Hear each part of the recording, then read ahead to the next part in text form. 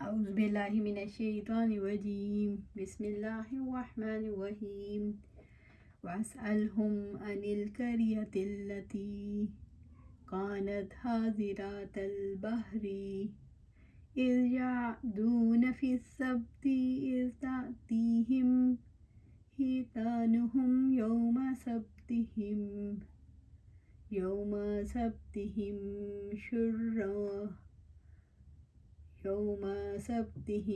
شرعا ويوم لا يسبتون لا تأتيهم كذلك نبلوهم بما كانوا يفسقون۔ اور آپ ان سے اس بستی کے بارے میں پوچھیں جو سمندر کے کنارے تھی، جو وہ سبت یعنی ہفتے کے دن کے بارے میں حد سے تجاوز کرتے تھے، جبکہ ہفتے کے دن ان کی مچھلی سر اٹھائے ان کے پاس آ جاتی تھی، اور جس دن ہفتہ نہ ہوتا وہ ان کے پاس نہیں آتی تھی۔ ہم نے ایسے ہی ان کی آزمائش کی اس وجہ سے جو وہ نافرمانی کرتے تھے۔ وَاسْأَلْهُمْ، اللہ تعالیٰ نے نبی صلی اللہ علیہ وآلہ وسلم کو حکم دیا، اے محمد صلی اللہ علیہ وآلہ وسلم ان یہودیوں سے پوچھیں، عن القریۃ التی کانت حاضرات البحر، اس بستی کے بارے میں پوچھیں جو سمندر کے کنارے تھی، یعنی ارض مقدس کے شہروں میں سے ایک شہر تھا۔ سمندر کے کنارے والی بستی کون سی تھی؟ قرآن حکیم نے بستی کا نام نہیں بتایا، اس کی ضرورت نہیں تھی، البتہ یہ پتہ چلتا ہے یہ کوئی ساحلی علاقہ تھا، اور واقعے کے کردار بنی اسرائیل کے اہم افراد تھے۔ اذ یعدون فی السبت، جب وہ سبت کے بارے میں حد سے تجاوز کرتے تھے، اذ یعدون ہفتے کے دن حد سے بڑھ جاتے تھے۔ بنی اسرائیل نے اپنے اوپر ظلم کیا، وہ حد سے بڑھے تو اللہ تعالیٰ نے ان کو سزا دی۔ فی السبت، سبت کے بارے اللہ تعالیٰ نے بنی اسرائیل کو ہفتے کے دن تعظیم کا حکم دیا تھا کہ اس روز شکار نہ کریں، یہ ان کے لیے آزمائش تھی۔ وہ ہفتے کے دن حرام کیا گیا شکار کیا کرتے تھے۔ سبت کا دن کیسے مقرر ہوا؟ بنی اسرائیل نے چھٹی کا دن مقرر کرنے کا مطالبہ کیا جس میں وہ آرام اور عبادت کریں، جس میں معاشی سرگرمیاں نہ ہوں۔ ان کے مطالبے پر ہفتے کا دن مقرر ہوا۔ بائبل کے مطابق یہ حکم تھا کہ سبت کی خلاف ورزی کرنے والوں کو مار ڈالا جائے۔ اللہ تعالیٰ نے سبت کی آزمائش میں ڈال کر انہیں کیا سمجھانا چاہا؟ اللہ تعالیٰ نے یہ سمجھانا چاہا کہ وہ خواہشات اور لالچ سے کیسے چھٹکارا حاصل کر سکتے ہیں۔ بنی اسرائیل کو اس آزمائش میں ڈالنا کس لحاظ سے ضروری تھا؟ بنی اسرائیل کو یہ سمجھانا اس لحاظ سے ضروری تھا کہ انہوں نے غلامی کی طویل زندگی گزاری تھی، جس کی وجہ سے ان میں اخلاقی کمزوریاں پیدا ہو گئی تھیں، اور اب بنی اسرائیل کو خلافت کی ذمہ داری ادا کرنی تھی۔ اس لیے ارادے کی پختگی اور ضبط نفس کی آزمائش ضروری تھی۔ اذ تأتیہم حیتانہم یوم سبتہم شرعا، جبکہ ہفتے کے دن ان کی مچھلیاں سر اٹھائے ان کے پاس آ جاتی، جب ان کی مچھلیاں کثیر تعداد میں پانی کی سطح پر تیرتی ہوئی آتی تھیں، شرعاً پانی کے اوپر تیرتے ہوئے۔ اللہ تعالیٰ کی شان ہے، ہفتے کے دن مچھلیوں کا یہ حال ہوتا کہ چاروں طرف سے سمٹ کر جمع ہو جاتی، حتیٰ کہ کوئی ہاتھ سے بھی پکڑنا چاہتا تو پکڑ لیتا۔ وَيَوْمَ لَا يَسْبِتُونَ لَا تَأْتِيهِمْ، اور جس دن ہفتہ نہ ہوتا ان کے پاس نہیں آتی تھی۔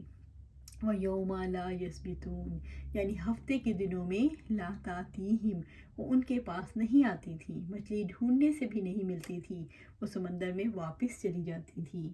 اسرائیل نے سبت کے دن کی خلاف ورزی کیسے کی؟ سبت کے دن میں بنی اسرائیل کی آزمائش تھی۔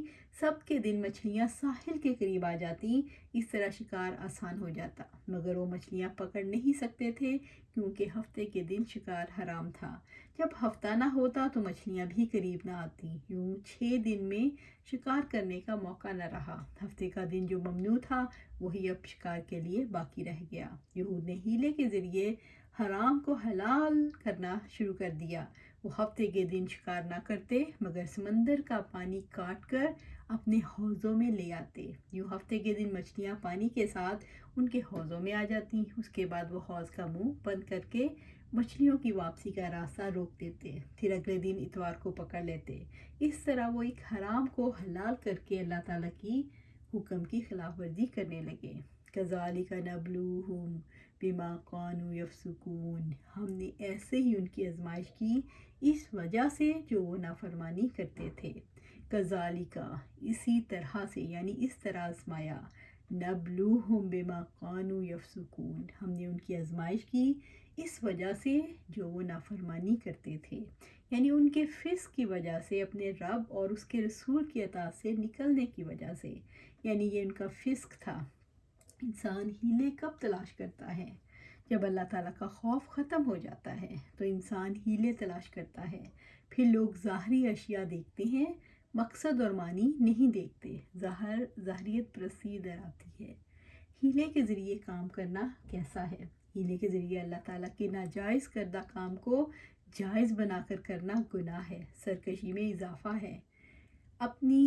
اسی طرح اسلام اور مسلمانوں کے خلاف شیطان کی ایک فریب کاری، دین میں ہیلا، مکر اور دھوکہ دہی کو راہ دینا ہے، جس کے ذریعے اللہ تعالیٰ کی حرام کردہ چیزوں کو حلال بنایا جاتا ہے، فرائض کو ساقط کیا جاتا ہے اور اوامر و نواہی کو نظر انداز کیا جاتا ہے، اور یہی باطل رائے ہے جس کی مذمت پر سلف صالحین کا اتفاق ہے۔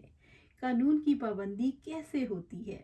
قانون کی پابندی دل سے ہوتی ہے، اور دل تب پابندی کرتا ہے جب ان کے اندر اللہ کا خوف ہو۔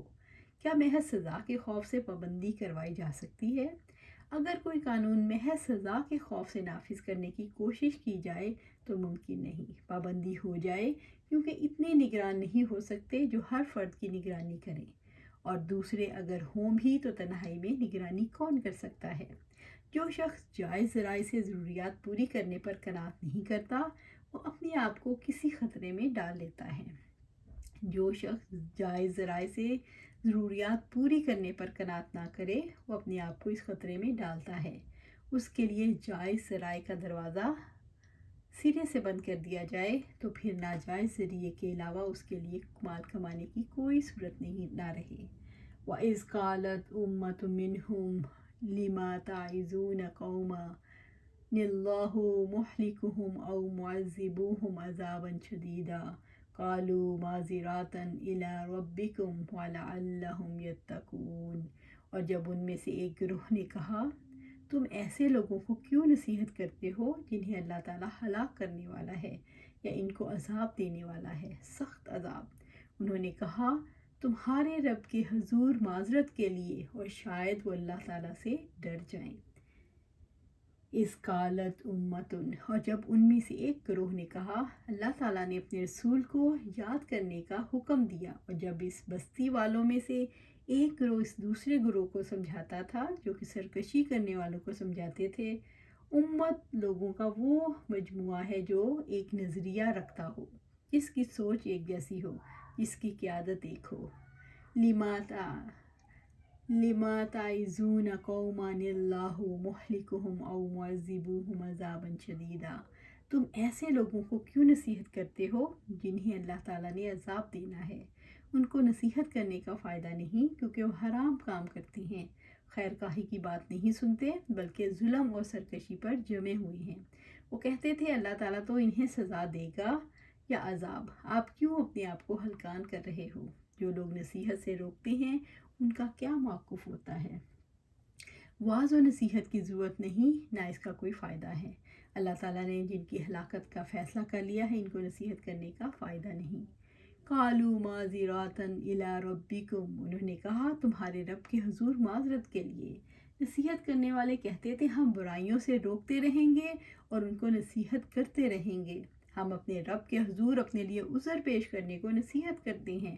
نصیحت کرنے والے ان کی ہدایت سے مایوس نہیں تھے، وہ سمجھتے تھے کہ نافرمانیاں چھوڑی جا سکتی ہیں، ہم نصیحت کریں تو شاید وہ بھی اس نافرمانی کو چھوڑ دیں، ہو سکتا ہے نصیحت ان کے کام آ جائے، ہو سکتا ہے ان کو ملامت اثر کر جائے۔ برائی پر روکنے کا بڑا مقصد اللہ تعالیٰ کے یہاں معذرت پیش کرنا ہے، وَلَعَلَّهُمْ يَتَّقُونَ، اور شاید وہ اللہ تعالیٰ سے ڈر جائیں۔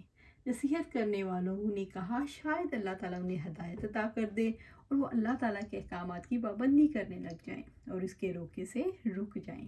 وَلَعَلَّهُمْ يَتَّقُونَ، اور شاید وہ اللہ تعالیٰ سے ڈر جائیں، ہو سکتا ہے وہ توبہ کر لیں اور اس سرکشی کو ترک کر دیں۔ امر بالمعروف اور نہی عن المنکر کا کام کرنے والوں نے اپنا کام کی کیا دلیل دی؟ دوسروں کو نصیحت کرنا فرض ہے۔ اگر ہم یہ فرض ادا نہیں کریں گے تو قیامت کے دن معقول عذر پیش نہیں کر سکتے۔ اگر ہم نصیحت کریں گے تو ممکن ہے وہ لوگوں کے دلوں کے اندر اللہ تعالیٰ کا خوف پیدا ہو اور وہ سیدھے راستے پر آ جائیں۔ فَلَمَّا نَسُوا مَا ذُكِرُوا بِهِ أَنجَيْنَا الَّذِينَ يَنْهَوْنَ عَنِ السُّوءِ وَأَخَذْنَا الَّذِينَ ظَلَمُوا بعذاب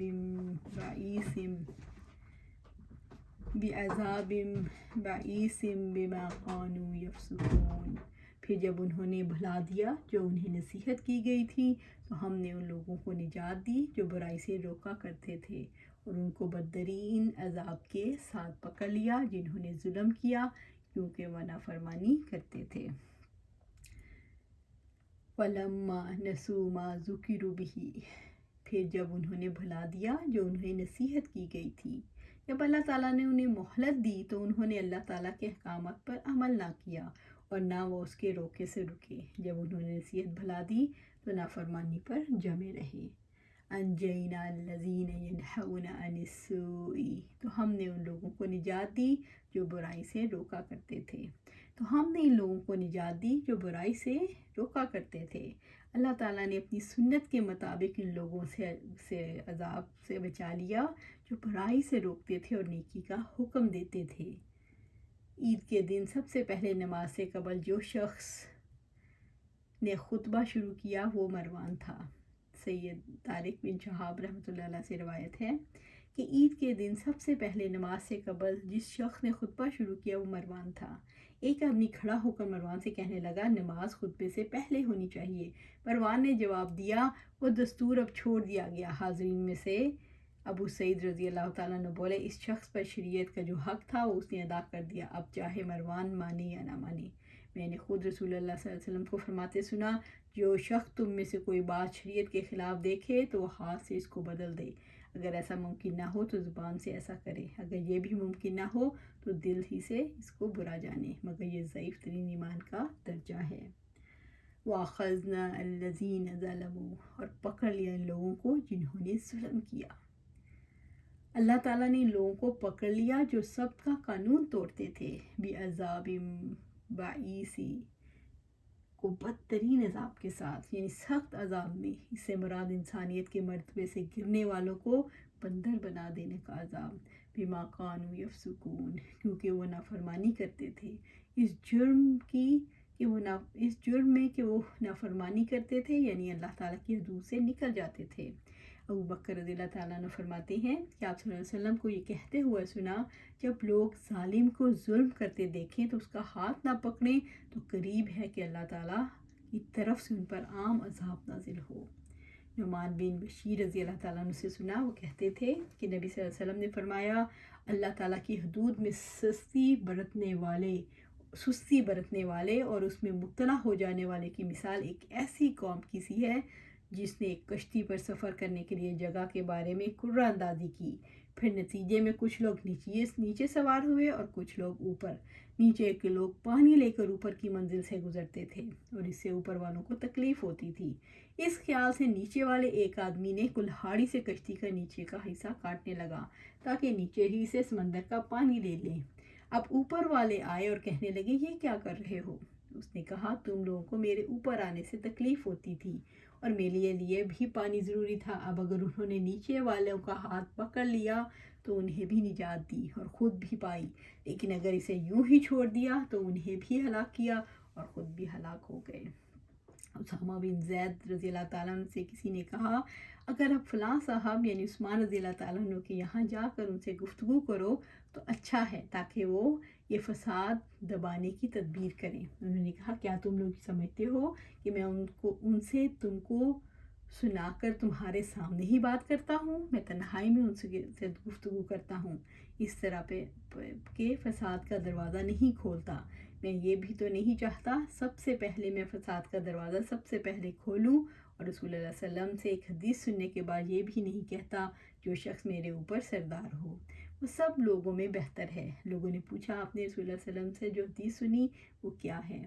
اسامہ رضی اللہ تعالیٰ عنہ نے فرمایا کہ آپ صلی اللہ علیہ وسلم کو میں نے یہ فرماتے سنا، قیامت کے دن ایک شخص کو لایا جائے گا اور جہنم میں ڈال دیا جائے گا، آگ میں اس کی آنتیں باہر نکل آئیں گی اور وہ شخص اس طرح چکر لگائے گا جیسے گدھا اپنی چکی پر گردش کیا کرتا ہے۔